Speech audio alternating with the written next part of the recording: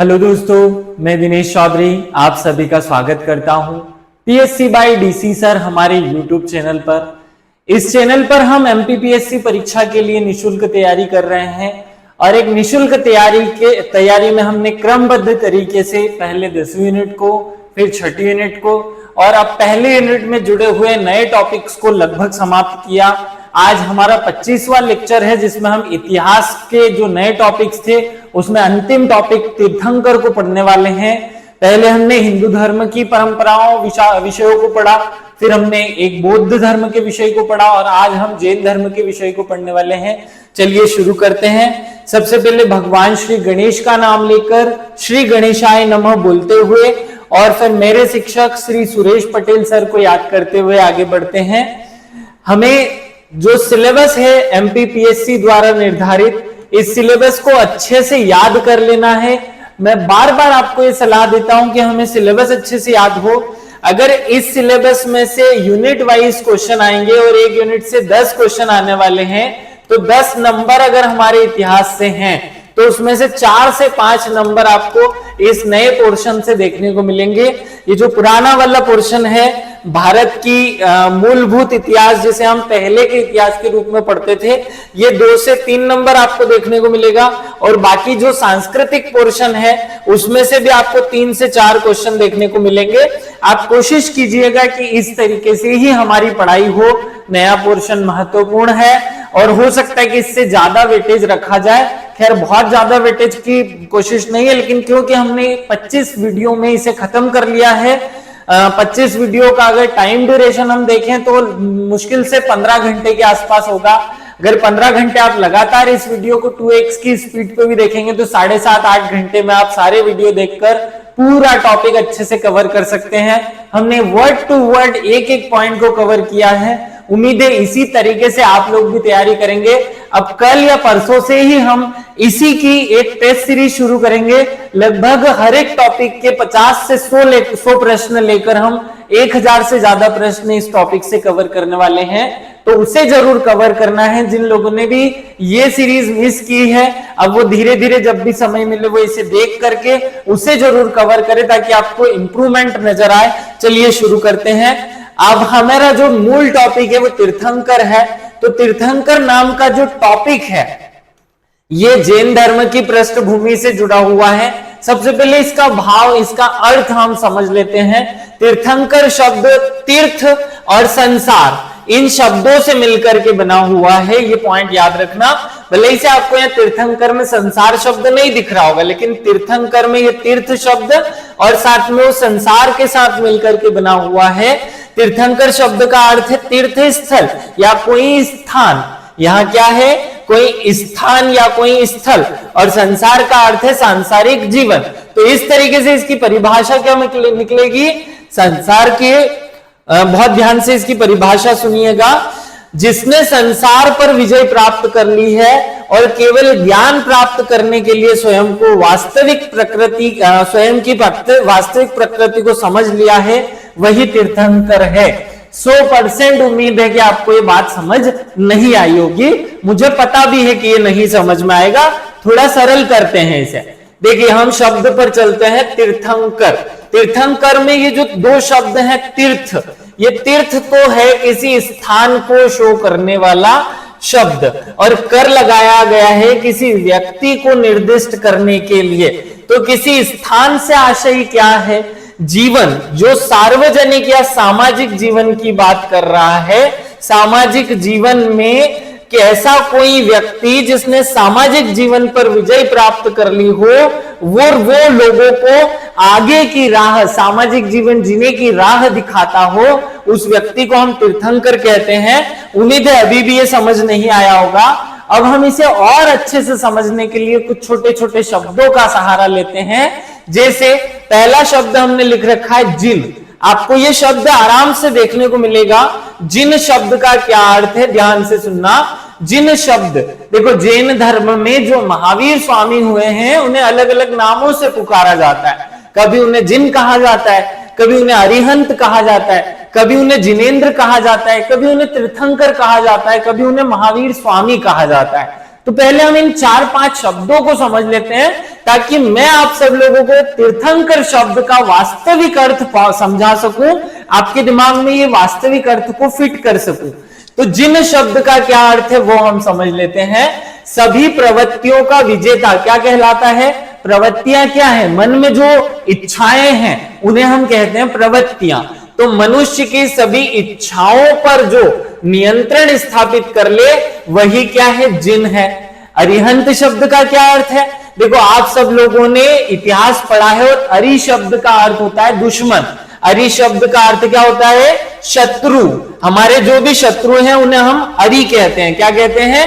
अरि। अरि के नाम से पुकारते हैं। और हंता मतलब होता है उससे नाश करने वाला, तो शत्रु का नाश करने वाला। अब मनुष्य का शत्रु क्या कौन है? देखो मनुष्य का शत्रु कोई दूसरा मनुष्य नहीं है। मनुष्य का शत्रु उसी के जीव या शरीर में व्याप्त अहंकार, घमंड, गर्व, अभिमान, ये चीजें हैं, तो इन्हें उसके शत्रु कहा जा रहा है। तो ऐसा व्यक्ति जिसने अपने इन सब 8 विकारों पर नियंत्रण प्राप्त कर लिया हो, अपने शत्रुओं को विजेता बना लिया हो या शत्रुओं का नाश कर लिया हो, उसे कहा जाता है अरिहंत। तो जिन शब्द का अर्थ समझ में आया, जिसने अपनी इच्छाओं पर नियंत्रण प्राप्त कर लिया हो।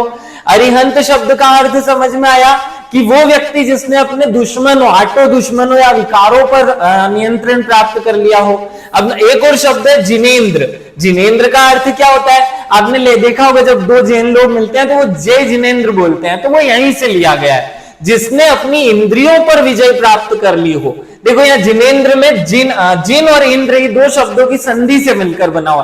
तो जिसने इंद्रियों को विजय कर लिया हो, जीत लिया हो, इंद्रियों पर नियंत्रण हासिल कर लिया हो, वो व्यक्ति क्या कहलाएगा? जिनेंद्र। अब देखो इन तीनों ही शब्दों की जो व्याख्या है वही आपको महावीर या तीर्थंकर शब्द का अर्थ बताएगी। तीर्थंकर के अर्थ हम 2-3 तरीके से देखते हैं और फिर आपके रियल परिभाषा पर हम चलते हैं। जो संसार सागर के से पार लगाने वाले तीर्थ की रचना करते हैं वह तीर्थंकर कहलाते हैं।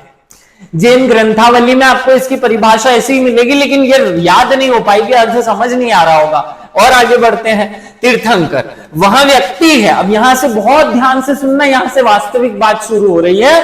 अभी तक तो जो बातें थी वो इसलिए मुझे रेफरेंस के रूप में देनी पड़ी कि ऐसा ना हो जाए कि बच्चे बोले इसका ऐसा अर्थ तो आपने बताया ही नहीं। रियल जो आपको समझने वाला अर्थ हो यहां से शुरू होता है। वह व्यक्ति, जैन का तीर्थंकर का क्या अर्थ है? वह व्यक्ति जिन्होंने पूरी तरह से क्रोध, अभिमान, छल, इच्छा आदि पर विजय प्राप्त कर ली हो और लोगों को वो इसकी राह दिखाता हो, ऐसा व्यक्ति क्या कहलाता है? तीर्थंकर कहलाता है। बहुत ध्यान से सुनना। कोई ऐसा व्यक्ति जिसने अपनी इच्छाओं, अपने क्रोध, अपने अहंकार, गर्व, घमंड, दर्प सब पर नियंत्रण कर लिया हो और लोगों को वो यही सिखाता हो या सिखाने की राह पर ले जाता हो, वह व्यक्ति तीर्थंकर कहलाता है। अन्य शब्दों में भी इसे और समझते हैं। तीर्थंकर वह है जिन्होंने समस्त मानवीय वासनाओं पर विजय प्राप्त कर ली हो। कुल मिलाकर बात कहने की कोशिश की जा रही है कि तीर्थंकर कौन है? तीर्थंकर वो है जो कि अपने आप में इच्छाओं पर नियंत्रण कर ले, क्रोध वासनाओं पर नियंत्रण कर ले और दूसरों को इसका मार्ग दिखाता हो, वह व्यक्ति क्या है? तीर्थंकर है। जैन धर्म में तीर्थंकर को शिक्षण देवता के रूप में, सिखाने वाले देवता के रूप में या फोड़ निर्माता के रूप में स्वीकार किया गया। दोनों ही शब्द आप याद रखेंगे। तीर्थंकर को शिक्षण देवता मतलब सिखाने वाले देवता के रूप में स्वीकार किया गया। ये पॉइंट मिस नहीं करना है, बहुत इंपॉर्टेंट पॉइंट है ये। शिक्षण देवता है, फोड़ निर्माता के रूप में इसे स्वीकार किया गया। तो उम्मीद है अब आपको तीर्थंकर का अर्थ समझ में आया होगा। अगर नहीं भी आया हो तो एक बार और सुनते हैं। तीर्थंकर शब्द जो है इसका वास्तविक अर्थ क्या है? एक व्यक्ति जो कि स्वयं में अपनी इच्छाओं, वासनाओं और अपने विकारों, शारीरिक विकार की बात हो रही है, क्रोध, अहंकार, घमंड की बात हो रही है, पर नियंत्रण कर ले और अन्य लोगों को ये नियंत्रण का मार्ग सिखाता हो, मार्ग दिखाता हो, मार्ग पर चलाता हो, वह व्यक्ति तीर्थंकर कहलाता है। बहुत सरल सी परिभाषा है, आपको याद हो गई होगी। आगे बढ़ते हैं। तीर्थंकर एक प्रबुद्ध व्यक्ति है जिसने संसार जन्म मरण के चक्र पर विजय प्राप्त कर ली हो और अपने पीछे दूसरों के अनुसरण के लिए मार्ग छोड़ता हो, वह तीर्थंकर कहलाता है। देखो, कुल मिलाकर बात वही है, कान इस तरीके से पकड़ो या इस तरीके से पकड़ो, पकड़नी बात यही है कि तीर्थंकर एक व्यक्ति है जो कि स्वयं पर विजय प्राप्त कर ले, जन्म मरण के चक्र से, बंधन से मुक्त हो जाए और दूसरों को जन्म मरण के बंधन से मुक्त करने के मार्ग दिखाए। तो जन्म मरण के बंधन से मुक्त होने की पहली शर्त ही यह है कि आप शारीरिक इच्छाओं, वासनाओं से मुक्त हो जाओ। तो वो बात कहने की कोशिश यही है। तीर्थंकर एक तीर्थ के प्रवर्तक हैं जो जन्म और मृत्यु के अनंत समुद्र रूपी मोह से मुक्त होने का मार्ग बताते हैं। और अच्छे कठिन शब्दों में कह दिया कि तीर्थंकर एक तीर्थ के प्रवर्तक है। ये एक प्रवर्तक है जो कि जन्म और मृत्यु के अनंत समुद्र रूपी मोह से मुक्त होने का मार्ग दिखाते हैं, वो तीर्थंकर है। तो बहुत ज्यादा कंफ्यूज नहीं होना। मैं इसलिए इतनी बार आपको एक ही बात बता रहा हूं कि हो सकता है किसी टीचर ने आपको इनमें से कोई कठिन परिभाषा सब बता दी और आपके दिमाग में वो नहीं घुस रही हो। वह टीचर भी सही कह रहा होगा, बस उसने शब्दावलियां कठिन यूज कर ली होगी, इसलिए हो सकता है आपको समझ ना आए, इसलिए मैं सारी शब्दावलियां एक साथ रख लिया हूं। एक तीर्थंकर मोक्ष या मुक्ति का मार्ग प्राप्त करने की शिक्षा देता है। बहुत सरल सी बात है। तीर्थंकर कोई देवी अवतार नहीं है। बहुत ध्यान से, अब यहां से बातें फिर से शुरू होती है काम की। तीर्थंकर कोई देवी अवतार नहीं है। तीर्थंकर एक सामान्य आत्मा है। तीर्थंकर क्या है?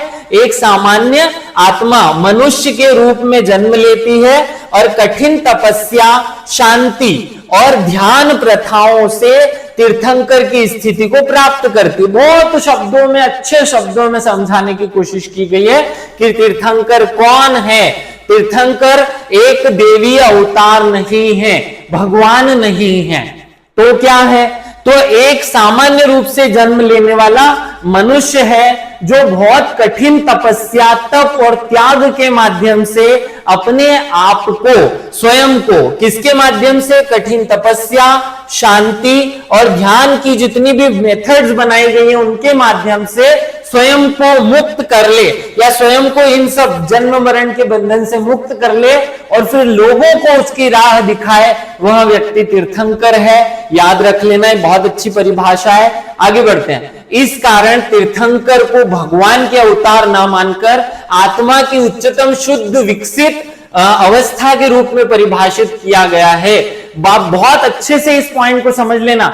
जैन धर्म में तीर्थंकरों को कभी भगवान के रूप में स्वीकार नहीं किया है। वो क्योंकि हिंदू धर्म के संपर्क में है, इसलिए हिंदू धर्म के प्रभाव से भी जैन धर्म के लोग महावीर स्वामी और जितने तीर्थंकर 24 हुए उन सबको भगवान के रूप में स्वीकार करते हैं। लेकिन जैन धर्म में यह शिक्षा दी जाती है कि वो तीर्थंकर भगवान नहीं होते हैं।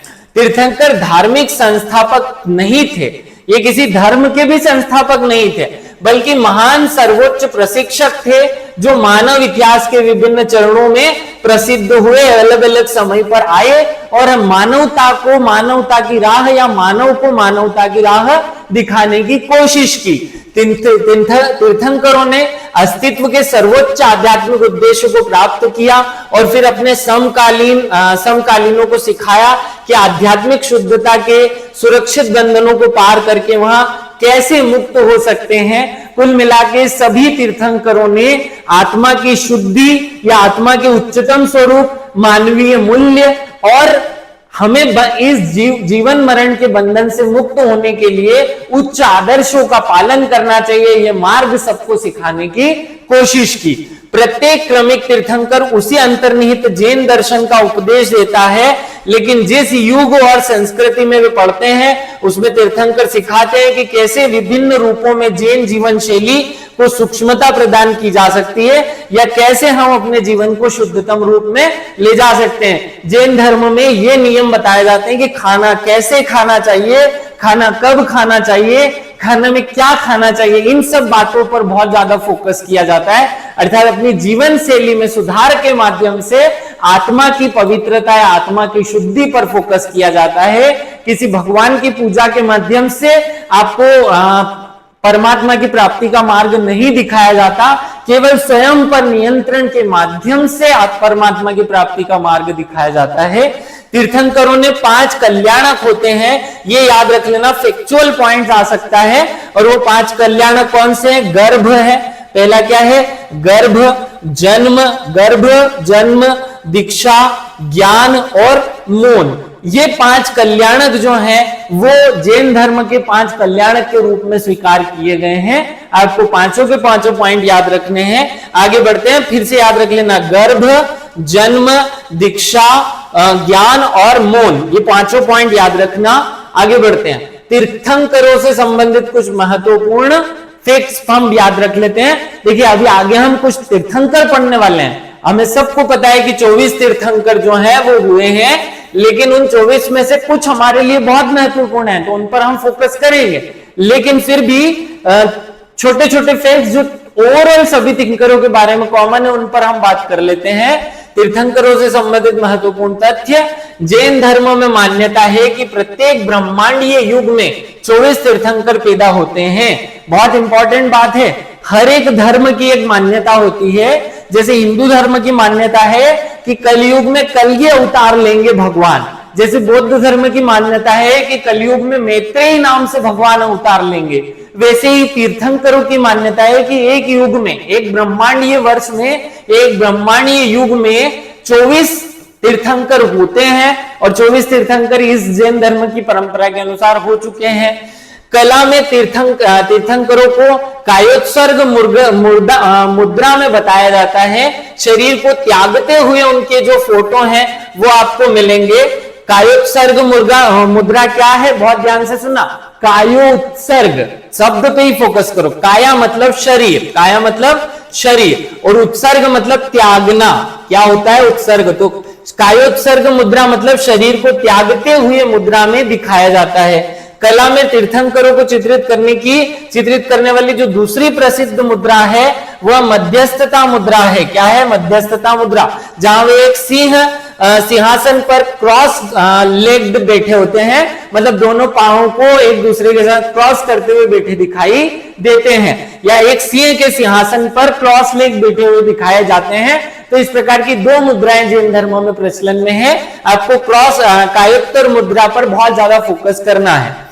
24 तीर्थंकरों में प्रतीकात्मक रंगों और प्रतीकों द्वारा एक दूसरे से अलग अलग करने की कोशिश की जाती है।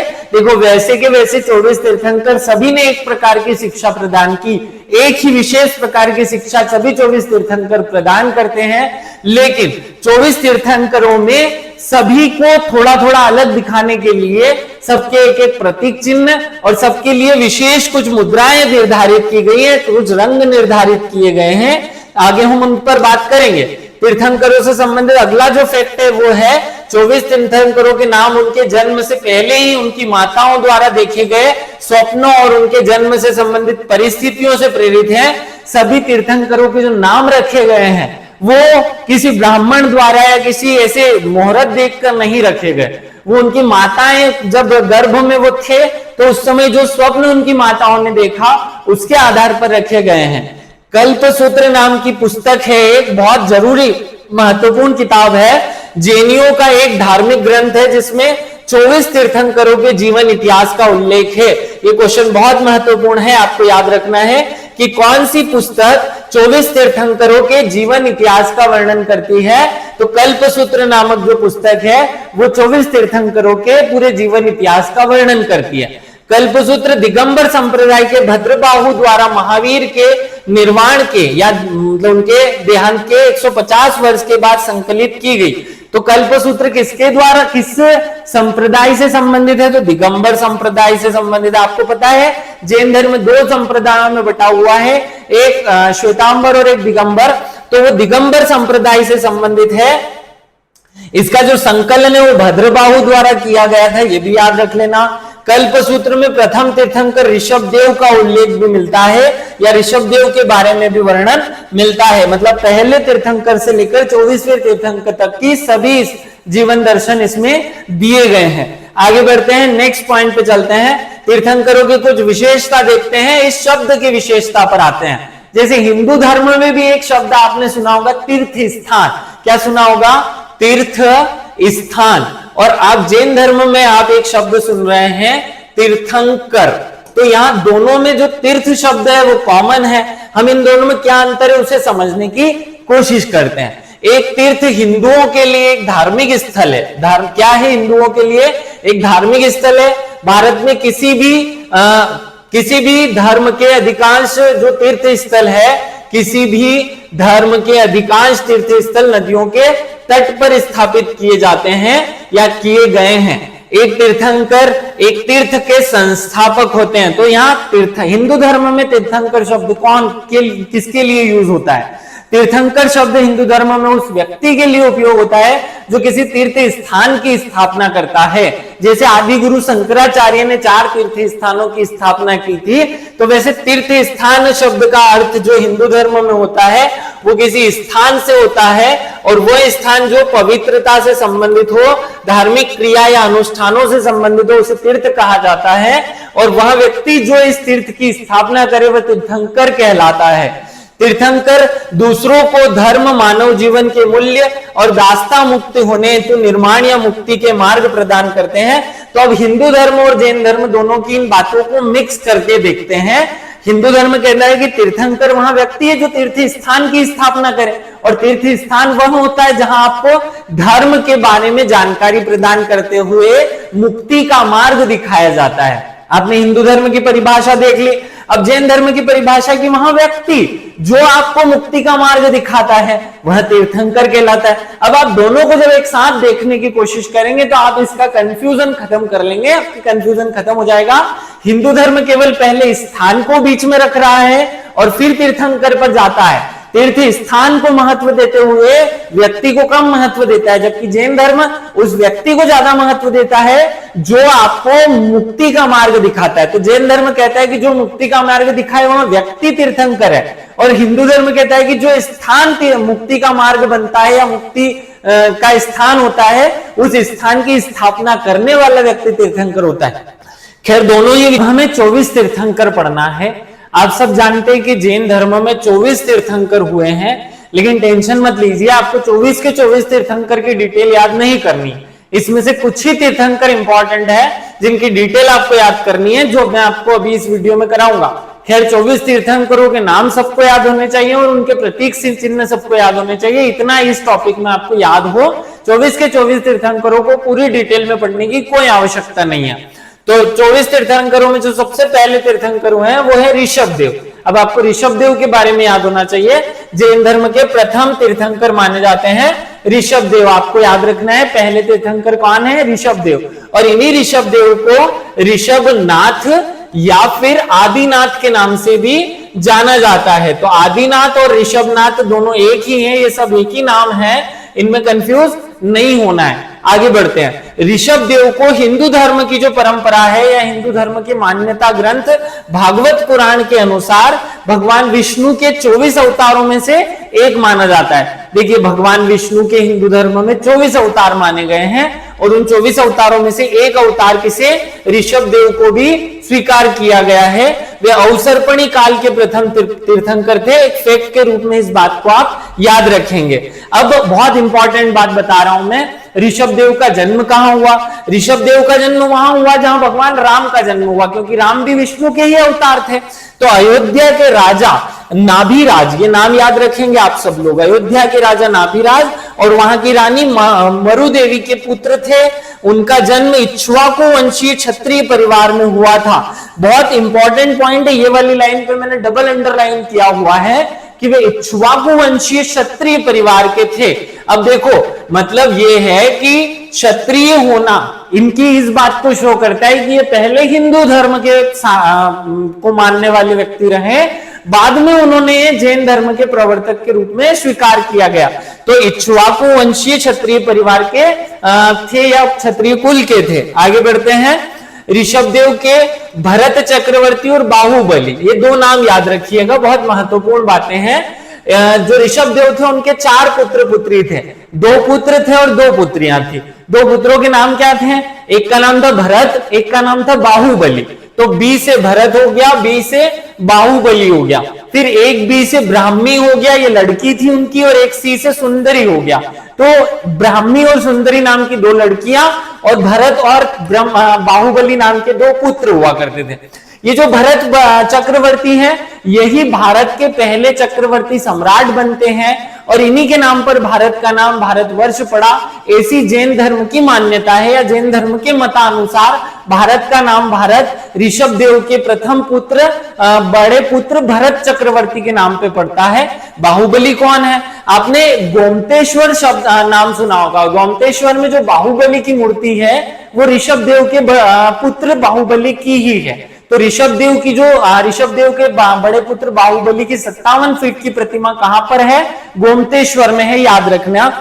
तो आपको याद रखना है ऋषभदेव के बड़े पुत्र भरत चक्रवर्ती प्रथम चक्रवर्ती सम्राट हुए और उन्हीं के नाम पर भारत का नाम भारतवर्ष पड़ा। उनके दूसरे पुत्र, किसके? ऋषभदेव के दूसरे पुत्र बाहुबली एक महान राजा और कामदेव पद को समर्पित रहे या कामदेव पद पर विभूषित हुए। वो गोमतेश्वर की जो मूर्ति है बाहुबली की, वो इन्हीं को समर्पित है और यह दुनिया की सबसे ऊंची अर्थात 57 फीट की मूर्ति है।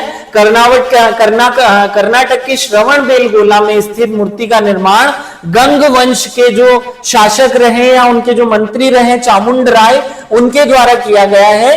तो पहले एग्जामों में ऐसे क्वेश्चन पूछे जाते थे कि श्रवण बेलगोला में जो मूर्ति है उसका निर्माण किसने कराया, वो किस धर्म से संबंधित है, वो किस मंत्री ने या किस व्यक्ति द्वारा निर्माण कराया गया, किस वंश के राजाओं द्वारा निर्माण कराया गया, ऐसे प्रश्न पूछे जाते हैं, याद रखना है आपको। आगे बढ़ते हैं। यह भी माना जाता है कि ब्राह्मी लिपि, देखो आपने सुना होगा कि पुरानी जो लिपियां थी, जैसे संस्कृत की लिपि देवनागरी है, तो वैसे ही ब्राह्मी, खरोष्टी, प्रचि, प्रकृत, पाली, ऐसी अनेक लिपियां और भाषाएं प्रचलन में थी प्राचीन काल में। तो उसमें से जो ब्राह्मी लिपि थी उसका नाम ब्राह्मी लिपि ऋषभदेव की पुत्री ब्राह्मी के नाम पर रखा गया था। ऋषभदेव का जो प्रतीक चिन्ह है वो बेल है, याद रखिएगा, ऋषभदेव। तो ऋषभ हम किसे कहते हैं? बेल को ही ऋषभ कहा जाता है हिंदी भाषा में। तो ऋषभ उसका पर्यायवाची है, इसलिए इनका जो प्रतीक चिन्ह है वो बेल है, आप याद रखेंगे। दिगंबर सिद्धांतों के अनुसार जो ऋषभदेव है उनको निर्माण कैसे, 2 अलग अलग विचारधारा है। ऋषभदेव को निर्माण कहां प्राप्त हुआ? तो जो दिगंबर सिद्धांत है उनके अनुसार मान्यता ऐसी है कि जो हिमालय पर्वत है उसमें जो कैलाश शिखर है वहां पर इनको निर्माण प्राप्त हुआ।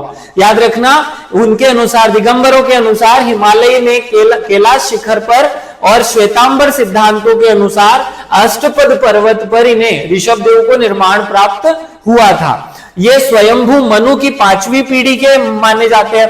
देखो हिंदू धर्म की मान्यता है कि जो मनुष्य की शुरुआत होती है या मानव की जो शुरुआत है वो एक व्यक्ति मनु से होती है, मनु पहले मानव थे, ऐसा माना जाता है। तो उनकी ही 5वीं पीढ़ी के जो व्यक्ति हैं वो ऋषभदेव स्वीकार किए जाते हैं। तो उनकी 5वीं पीढ़ी से संबंधित है। और पीढ़ी क्रम देखा जाए तो पहले मनु हुए, फिर प्रियव्रत हुए, फिर अग्निग्ध हुए, फिर नाभि हुए और नाभि के पुत्र मुसंद हुए और उनके पुत्र फिर ऋषभदेव तक पहुंचते हैं। इनकी 5वीं पीढ़ी से ऋषभदेव की शुरुआत मानी जाती है। चलिए आगे बढ़ते हैं। हम दूसरे तीर्थंकर मल्लीनाथ पर आते हैं। पहले तीर्थंकर हमने ऋषभदेव की बात कर ली, अब हम दूसरे तीर्थंकर मल्लीनाथ की बात करते हैं। आप फोटो देख पा रहे हैं मल्लीनाथ का, ये 19वें तीर्थंकर है। कौन से तीर्थंकर है? 19वें तीर्थंकर माने जाते हैं, या तीर्थंकरों की सूची में 19वें स्थान पर आते हैं। मल्लीनाथ के जो पिता का नाम है वो कुंभराज है। क्या नाम है? कुंभराज। और माता का नाम प्रभावती था। ये बहुत सारे फैक्ट आपको बस पढ़ लेने, रट्टा नहीं मारना है। इनको रक्षिता भी कहा जाता है। इनका जन्म कहां हुआ था? मिथिला में हुआ था। मथुरा कर लो शॉर्टकट में, मिथिला याद नहीं रहेगा, मथुरा याद रह जाएगा। तो वहां अयोध्या याद हो गया, या मिथिला याद कर लो, तो मिथिला याद हो गया। फाल्गुन कृष्ण पक्ष की जो बारस होती है उसमें सम्मेद शिखर पर इनको निर्माण प्राप्त हुआ था। अब आपको समझ आ रहा होगा कि जैन धर्म में सम्मेद शिखर को क्यों पूजनीय माना जाता है, क्योंकि वहां पर मल्लीनाथ को निर्माण प्राप्त हुआ था। और आगे इसके बारे में फैक्ट और बताऊंगा। इनके बारे में अक्सर यहाँ बहस छिड़ी रहती है कि मल्लीनाथ कोई पुरुष नहीं थे, ये कोई महिला थे। तो देखो कुछ लोग स्वीकार करते हैं कि मल्लीनाथ जो थे, ये मल्लीनाथ नाम के जो इनके तीर्थंकर हुए हैं वो एक महिला तीर्थंकर थे या महिला के रूप में थे। तो कुछ लोग स्वीकार करते हैं कि नहीं, वो महिला के रूप में नहीं थे, उनका पुनर्जन्म पुरुष के रूप में हुआ, और जब उनका पुनर्जन्म पुरुष के रूप में हुआ तब उन्हें तीर्थंकर की उपाधि प्राप्त हुई। कुछ दिगंबर संप्रदाय के जो लोग हैं, जैनियों का मानना है कि वो एक पुरुष के रूप में पुनर्जन्म हुआ और फिर वह तीर्थंकर बन गए या तीर्थंकर बने। ये पॉइंट याद रख लेना, किसे महिला के रूप में माना जाता है, किस एकमात्र तीर्थंकर को महिला के रूप में स्वीकार किया गया है, मल्लीनाथ को। चलिए आगे बढ़ते हैं, तीसरे तीर्थंकर पर हम आते हैं। तीसरे तीर्थंकर है नेमिनाथ। नेमिनाथ कौन से नंबर के तीर्थंकर है? 22वें नंबर के तीर्थंकर है नेमिनाथ, याद रखना नेमिनाथ। नेमिनाथ 22वें तीर्थंकर है। इनके पिता का नाम समुद्र विजय था। क्या नाम था? समुद्र विजय। और माता का नाम शिवा देवी था। क्या नाम था? शिवा देवी। थोड़े से सांवले सांवले आपको दिखाई दे रहे होंगे। क्यों सांवले? क्योंकि कृष्ण भगवान सांवले थे और कृष्ण भगवान के चचेरे भाई माने जाते हैं नेमिनाथ को। किसे माना जाता है? नेमिनाथ को कृष्ण भगवान के जो हिंदू धर्म में कृष्ण भगवान हैं उनके चचेरे भाई स्वीकार किया गया, चचेरे भाई के रूप में स्वीकार किया गया, इसलिए इन्हें काले दर्शाया जाता है। तो भगवान कृष्ण के चचेरे भाई कहा जाता है नेमिनाथ को। आषाढ़ शुक्ल की अष्टमी को उज्जैन या गिरनार पर्वत पर निर्माण प्राप्त हुआ था। ये दोनों ही पॉइंट या इनमें थोड़ी सी कंट्रोवर्सी चलती रहती है। कुछ लोग कहते हैं कि उज्जैन में और कुछ लोग कहते हैं कि गिरनार पर्वत पर निर्माण प्राप्त हुआ था। आपको दोनों ही बातें याद रखनी है। तो नेमिनाथ आपको महत्वपूर्ण पॉइंट है, याद रखना। अगले तीर्थंकर पर हम चलते हैं। अगले तीर्थंकर आपको दिखाई दे रहे होंगे पार्श्वनाथ। नाम क्या है? पार्श्वनाथ। ये 23वें तीर्थंकर हुए हैं। 24वें तो आप सबकी जुबान पर है, महावीर स्वामी। 23वें कौन हुए? पार्श्वनाथ हुए। तो पार्श्वनाथ 23वें तीर्थंकर हुए और वाराणसी के जो राजा थे अश्वसेन और रानी वामा के पुत्र थे। याद रख लेना, वाराणसी जो है वहां के राजा अश्वसेन हुए। क्या नाम था? अश्वसेन उनके पुत्र थे। ये 30 वर्ष की आयु में संसार त्याग दिया और तपस्वी बन गए। याद रखना, पार्श्वनाथ और उनके बाद जब अगले हम पढ़ेंगे महावीर स्वामी, उन्होंने भी 30 वर्ष में त्याग दिया था। जैन धर्म में पार्श्वनाथ को अत्यंत महत्वपूर्ण माना जाता है और पुराणों के अनुसार ये एक ऐतिहासिक व्यक्तित्व के रूप में स्वीकार किए गए। अगला पॉइंट बहुत इंपॉर्टेंट है। झारखंड के सम्मेद शिखर पर निर्वाण प्राप्त किया, जिसे अब पार्श्वनाथ शिखर भी कहा जाता है। तो याद रख लेना, झारखंड में जो सम्मेद शिखर है वहां पर इनको भी निर्माण प्राप्त हुआ था। महत्वपूर्ण पॉइंट है। आगे बढ़ते हैं। पार्श्वनाथ ने 4 गुणों या 4 गणों, ये गण शब्द संगठन के लिए उपयोग हो रहा है। यहाँ जो गण शब्द है ये संगठन के स्थान पर यूज हो रहा है। तो इन्होंने 4 संगठनों की स्थापना की थी और ये प्रत्येक जो संगठन है उसकी देखरेख जो है, उसकी देखरेख के लिए एक गणधर नियुक्त करते थे। ये पॉइंट बहुत महत्वपूर्ण है। जो प्रत्येक गणधर हैं या 4 गणों में इन्होंने पूरी जो उस समय तात्कालीन जो इनके प्रवर्तक थे या मानने वाले लोग थे उनको 4 गणों में बांटा था, 4 संगठनों में बांटा था। ये क्वेश्चन बहुत महत्वपूर्ण है कि किसने 4 गणों में विभाजित किया था, किस जैन तीर्थंकर ने 4 गणों में विभाजित किया था। तो जो पार्श्वनाथ थे उन्होंने 4 गणों की स्थापना की थी और उनकी स्थापना देखरेख के लिए एक गणधर की स्थापना की थी। ऐसी मान्यता है कि जैन धर्म का प्रतिपादन पार्श्वनाथ द्वारा किया गया। ये बहुत महत्वपूर्ण पॉइंट है। देखो, जैन धर्म के वास्तविक संस्थापक कौन थे? महावीर स्वामी। लेकिन जैन धर्म के संस्थापक किसे माना जाता है? तो पार्श्वनाथ को माना जाता है। दोनों बातें हैं। 24वें जो तीर्थंकर थे वो वास्तविक संस्थापक हैं, लेकिन 23वें तीर्थंकर कौन है? संस्थापक हैं। तो जैन धर्म के प्रतिपादन का जो कार्य है वो इन्होंने पार्श्वनाथ ने किया, जिसके बाद वे पुनर्जीवित करने का मतलब उसे पुनर्जीवित फिर महावीर स्वामी ने किया। श्वेतांबर संप्रदाय के अनुसार पार्श्वनाथ ने 4 प्रकार के संयम, 4 प्रकार के मूल बातें, जिसमें जो 4 संयम कहलाते हैं जैन धर्म के, सत्य, अहिंसा, अस्तेय और अपरिग्रह। ये 5 अभी हम 5 चीजें और पढ़ेंगे, फिर इसमें अगला ब्रह्मचर्य जो है महावीर स्वामी जोड़ेंगे। तो 4 जो है वो संयमों की स्थापना किसने की थी? 4 संयमों की स्थापना भी पार्श्वनाथ द्वारा ही की गई थी। याद रखना, पार्श्वनाथ ने कितने संयम स्थापित किए थे? 4। चार गणों में विभाजित किया, चार संयम स्थापित किए, सत्य, अहिंसा, अस्तेय और अपरिग्रह। ये पॉइंट याद रख लेना। आगे बढ़ते हैं हम। इनका प्रतीक चिन्ह जो है वो सांप को माना जाता है। अब याद रखो, इसको लिखो पार्श्व, पार्श्व में सांप का फीलिंग आई जाएगा। चैत्य वृक्ष, चैत्य वृक्ष जो है वो धव को माना जाता है। और यक्ष जो है वो मतंग को स्वीकार किया गया, यक्षिणी कुष्मांडी को स्वीकार किया गया है। पार्श्वनाथ का जो जन्म है वो वाराणसी में हुआ था। ये भी महत्वपूर्ण पॉइंट है, हमें याद रख लेना है। अब हम 24वें तीर्थंकर पर आते हैं, जो बहुत ही महत्वपूर्ण है। चलिए अगले पॉइंट पे आते हैं। 24वें तीर्थंकर महावीर स्वामी। आप सबने महावीर स्वामी को देखा हुआ है, महावीर स्वामी की मूर्तियां देखी है, महावीर स्वामी के बारे में बहुत कुछ सुना है। इसी में कुछ महत्वपूर्ण पॉइंट पर आते हैं। महावीर स्वामी जैन धर्म के 24वें तीर्थंकर और जैन धर्म के प्रवर्तक माने जाते हैं। तो जैन धर्म के प्रवर्तक और जैन धर्म के 24वें तीर्थंकर कौन स्वीकार किए जाते हैं? महावीर स्वामी को, या वास्तविक संस्थापक। इनका जन्म 590 ईसा पूर्व में, कब? 590 ईसा पूर्व में वैशाली के कुंडग्राम नाम की जगह पर हुआ था।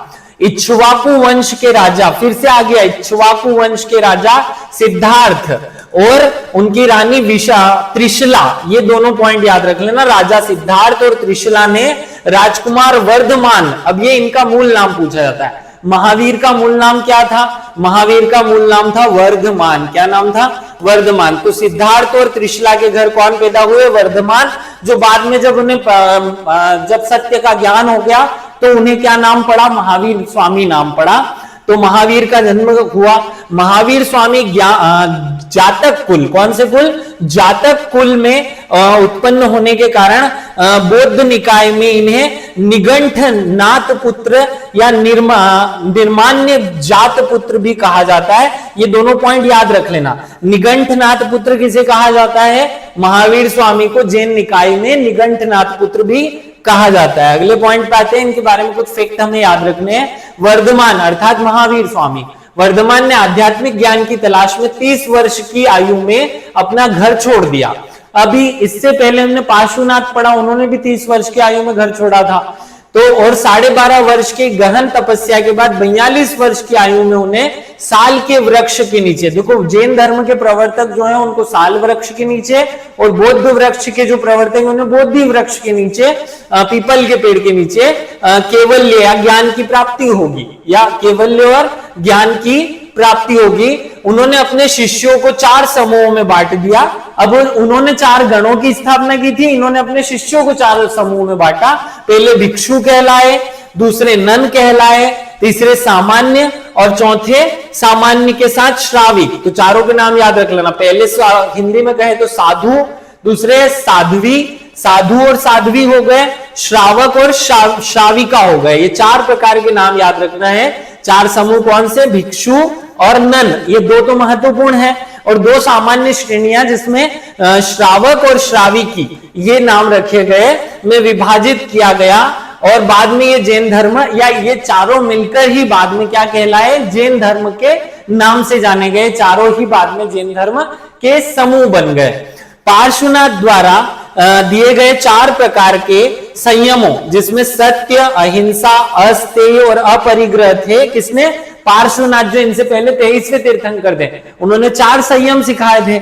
इन्होंने उसमें 5वां जोड़ दिया। अतिरिक्त महावीर स्वामी ने 5वां संयम जो है वो ब्रह्मचर्य उसमें जोड़ दिया, या ब्रह्मचर्य को जोड़ा, और तब से फिर 5 सिद्धांत की बात होने लगी। आगे बढ़ते हैं। इन्होंने उपदेश दिया कि सही विश्वास अर्थात सम्यक दर्शन, सही विश्वास हो, सही ज्ञान अर्थात सम्यक ज्ञान हो, और सही व्यवहार अर्थात सम्यक चरित्र हो। और इन तीनों को मिलाकर के हम क्या कहते हैं? त्रिरत्न कहा जाता है। क्या कहा जाता है? त्रिरत्न के नाम से जाना जाता है कि जैन धर्म के त्रिरत्न सम्यक दर्शन, सम्यक ज्ञान और सम्यक चरित्र कहलाते हैं। और ये उपदेश किसने दिया? महावीर स्वामी ने दिया। का संयोजन आत्म मुक्ति की ओर ले जाता है, अर्थात त्रिरत्न से ही आत्म मुक्ति मिलती है, ऐसा उपदेश दिया था महावीर स्वामी ने। कई पांडुलिपियों में महावीर स्वामी को वीर प्रभु नाम से भी, कहीं कहीं पे सन्मति के नाम से भी, कहीं अतिवीर के नाम से भी, और कहीं गतपुत्र के नाम से भी जाना मतलब पुकारा गया है। तो याद रखना किसी किसी स्थान पर इनके उपनाम मिलते हैं, वीर प्रभा, वीर प्रभु, सन्मति, अतिवीर, गत्तपुत्र, या इनके जैसे और एक दो उपनाम आपको दिखाई देंगे, थोड़ा सा स्पेलिंग में अंतर हो सकता है। तो वीर प्रभु, सन्मति, अतिवीर और गतपुत्र के रूप में या गतपुत्र के वीर के रूप में इनको उपनाम से जाना गया है। आगे बढ़ते हैं। तमिल जो परंपराएं हैं, तमिल भाषाएं हैं, वह महावीर को अरुगन कहा जाता है। क्या कहा गया है? अरुगन या अरुगन देव कहा गया के रूप में स्वीकार किया गया। ये पॉइंट भी याद रख लेना। 72 वर्ष की आयु में महावीर का निधन हो जाता है। कब हो जाता है? 72 वर्ष की आयु में महावीर का निधन हुआ। पावापुरी में, पावापुरी नामक स्थान पर उन्हें निर्वाण प्राप्त हुआ। कहां पे हुआ? पावापुरी में। इनको निर्वाण कहां प्राप्त हुआ? पावापुरी में। कौन सी एज में? 72 वर्ष की आयु में। उन्होंने एक सिद्ध चेतना, एक मुक्त आत्मा और सदा मानवीता का दर्जा प्राप्त हुआ। ये पॉइंट याद रख लेना। उन्हें ये 3 उपनाम मरने के बाद प्रदान किए गए। खैर मूल सब ये सब बातें इंपॉर्टेंट नहीं है। इनको 24वें तीर्थंकर या महावीर के उपनाम से जाना गया। उनकी मुक्ति रात को लोगों ने उनके सम्मान में, जिस दिन उनको निर्वाण प्राप्त हुआ था उसी दिन लोगों ने दीपक जला करके प्रकाश उत्सव मनाया, और इसी को जैन धर्म में दीपावली की संज्ञा दी गई। याद रखना, उनकी मुक्ति पर रात को लोगों ने सम्मान में या उनके सम्मान में प्रकाश उत्सव मनाया, जिसे जैन धर्म की दीपावली के नाम से स्वीकार किया गया। जैन धर्म में दीपावली उस दिन मनाई गई। ये पॉइंट याद रख लेना। आगे बढ़ते हैं। अब हमें जो 24 तीर्थंकर हुए हैं उन 24 तीर्थंकरों के नाम याद रखने हैं और साथ में उनके जो प्रतीक चिन्ह है वो याद रखने हैं। पहले तीर्थंकर ऋषभदेव हुए, जिनका प्रतीक चिन्ह क्या था? बेल। दूसरे अजीतनाथ हुए, अजीतनाथ का हाथी था, तो पहले बेल आया, फिर बेल क्या बन गया? हाथी बन गया खा खा कर। फिर संभवनाथ जी आए, संभवनाथ जी का जो प्रतीक चिन्ह है वो घोड़ा हो गया। तो 3 तो आपको बहुत सिंपल याद हो जाएंगे, बेल, हाथी और घोड़ा। अभिनंदन जी, इनका बंदर हुआ। सुमित नाथ जी चकवा हुआ। पदम प्रभु जी, इनका कमल इनका प्रतीक हुआ। सुपार्श्वनाथ का साथिया हुआ। चंद्रप्रभा प्रभु का चंद्रमा हुआ। तो ऐसे आपको ये 8 जो हमने तीर्थंकर में उनके नाम हैं याद रख लेना। बहुत सिंपल है, अगर याद नहीं होंगे तो फिर मैं एक छोटे से वीडियो में आपको कोड बनाकर याद कराऊंगा। अभी क्योंकि वीडियो बहुत लंबा हो रहा है इसलिए इसको आप याद कीजिएगा, मैं आपको बता देता हूं।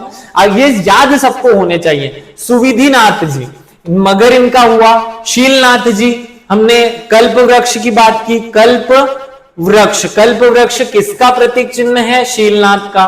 श्रेयांशनाथ गेंडा हुआ। वासुपूज्य भेसा हुआ। विमलनाथ जी शुकर और अनंतनाथ जी ने से ही हुआ। धर्मनाथ वज्रदंड और शांतिनाथ का हिरण हुआ। तो यहाँ आपको 8 से लेकर 16 में थोड़े जंगली जानवर देखने को मिलेंगे। देखो मैंने भी याद करने के लिए इसको 3 टुकड़ों में बांटा, 1 से लेकर 8 तक, 8 से लेकर 16 और फिर 16 से 24। तो जो बीच वाला पोर्शन है वहां आपको जंगली जानवर के नाम याद रखने। देखो मगर हुआ, गेंडा हुआ, भैंसा हुआ, सुअर हुआ, हिरण हुआ, ये सब जंगल में मिलने वाले जानवर है। इसके पहले हमने जो गांव में मिलने वाले जीव जानवर हैं, जैसे हाथी हुआ, बेल हुआ, घोड़ा हुआ, ये सब आदमी पालता है, उनकी बात हुई। अब आगे और बढ़ते हैं। कुंथुनाथ जी बकरा, अहिरनाथ जी मछली, तो ये वो जो जिनको खा जाता है मनुष्य, उनकी बात हो रही है। मल्लीनाथ जी कलश, मुनि सुवात कछुआ, नेमीनाथ नीलकमल, अरिष्ट नेमी शंख। अरिष्ट नेमी से तो आपको क्रम से याद कर लेना, 19 से सारे के सारे आप क्रम से याद करना। पार्श्वनाथ सर्प, अभी हमने पार्श्वनाथ को डिटेल में पढ़ा। सर्प इनका जो है वो प्रतीक चिन्ह है। और महावीर स्वामी जो है इनका सिंह है, याद रखना। सिंह जो है वो महावीर स्वामी का प्रतीक चिन्ह है, सिंह। सिंह पिछले 24वें तीर्थंकर का, क्योंकि 24वें पे सिंह आ गया। 23वें पे क्या है हमें याद है? सांप। उससे पहले के 3-4 बार याद कर लोगे तो ये 8-8 के क्रम में आपको याद कर लेने हैं। देखो इस वीडियो में हमने जो तीर्थंकर नाम का टॉपिक था उसमें क्या क्या पढ़ा। सबसे पहले हमने पढ़ा तीर्थंकर शब्द का शाब्दिक अर्थ, और अलग अलग आधारों से, अलग अलग बातों के माध्यम से 3-4 तरीके से मैंने आपको उसका अर्थ समझाने की कोशिश की। उसके बाद हमने जो तीर्थंकर के बारे में फैक्चुअल बातें हो सकती थी, उनकी विशेषताएं हो सकती थी, वो पॉइंट पढ़ा। और फिर हमने एक एक तीर्थंकर में से जो महत्वपूर्ण तीर्थंकर थे उनको पढ़ा। और 24 तीर्थंकरों के नाम उनके क्रम के साथ में और इनके प्रतीक चिन्ह आपको याद रख लेने हैं। बस इतना ही इस टॉपिक में आपको पढ़ना है। इसी टॉपिक के साथ हमारा जो नया सिलेबस का इतिहास था या इतिहास की जो पहली यूनिट है उसका नया सिलेबस समाप्त होता है। अब हम एक टेस्ट सीरीज के माध्यम से आगे बढ़ेंगे और साथ में मध्य प्रदेश पढ़ने वाले हैं। तो आपका समर्थन इसके लिए जरूर चाहिए होगा, क्योंकि अगर वीडियो की फ्रीक्वेंसी या कम लोग देखते हैं तो फिर हमें लगता है कि हमारी जो मेहनत है वो बराबर लोगों तक पहुंच नहीं पा रही है और हमारा मोटिवेशन डाउन होता है। मेरे साथ जो दो दूसरे शिक्षक पढ़ाने वाले हैं, क्योंकि उनको लगता है कि भाई थोड़ा सा कम लोग देख रहे हैं, उनके लिए इतनी मेहनत करना जबरदस्ती है, इसलिए वो थोड़ा सा हिचक रहे हैं। लेकिन ठीक है, आप सब लोगों से विशेष निवेदन है कि उन लोगों तक इस शिक्षा को पहुंचाएं जिन्हें वास्तविक रूप में इस शिक्षा की आवश्यकता है। सभी का विशेष रूप से धन्यवाद। Thank you.